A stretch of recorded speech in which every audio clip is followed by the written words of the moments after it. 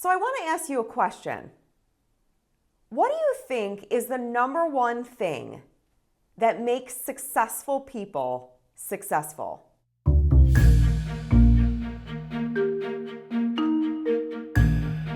Hi, my name is Jaime Pfeffer, and I love helping go-getters and successful people accelerate their lives so they can be happier and live exceptional lives. I'm talking about the extraordinarily successful people. Do you think maybe it's their education, maybe it's their upbringing, maybe a little bit of both? I want you to ponder that question. And while you do, I want to tell you a story. I want to tell you a story of a young boy whose name was Brian. Brian was born into a very poor family. He didn't have a lot of self-esteem growing up, and that was obvious. He was always getting in trouble in school, and in high school, he didn't make it. He got kicked out. He decided not to finish. He decided that he would go into sales. Brian's family did not have a lot of money, so he went off on his own, and he lived in a single room where they actually gave him a bed to sleep on and some food to eat, as long as he paid the rent.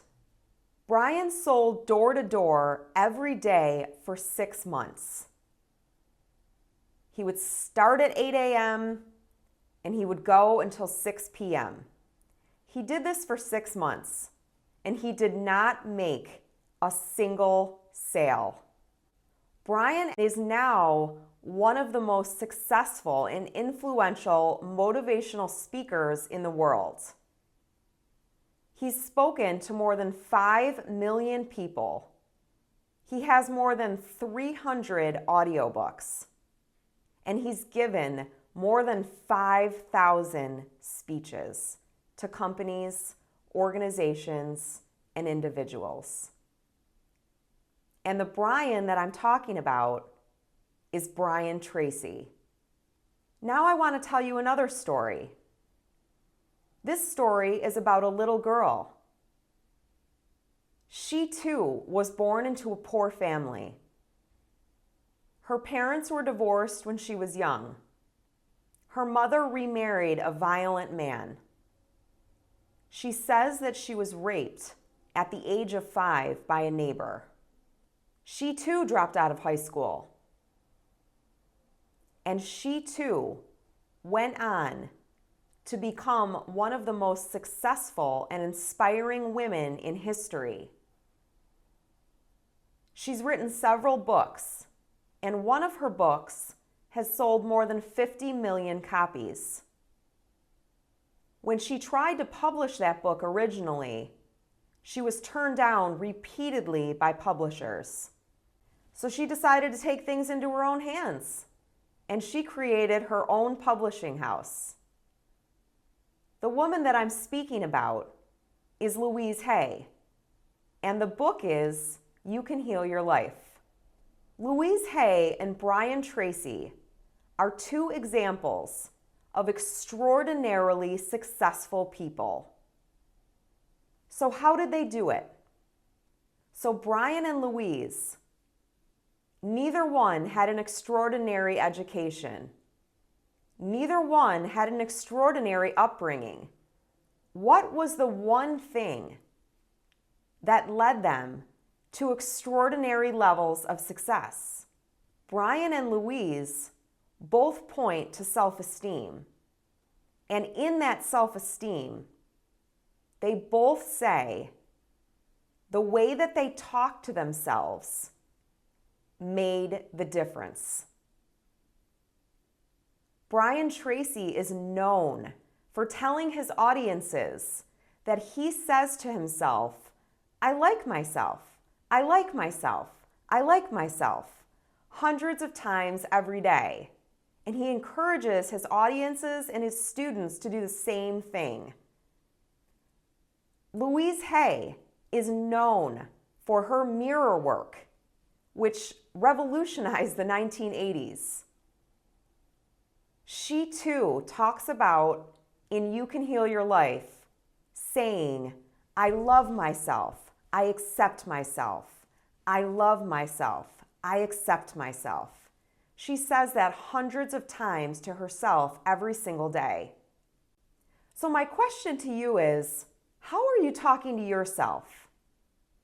If Brian Tracy and Louise Hay can go from their upbringings, change the way that they talk to themselves, and become such extraordinarily successful people, then what tells you that you can't do the same?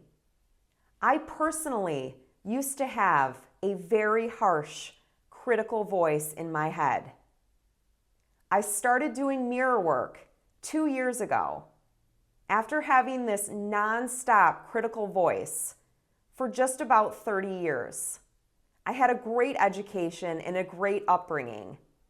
Despite those factors, I still had a hard time trying new things because I didn't have the self-esteem. Over the last year, the courage that I have had has accelerated me to step outside of my comfort zone again and again.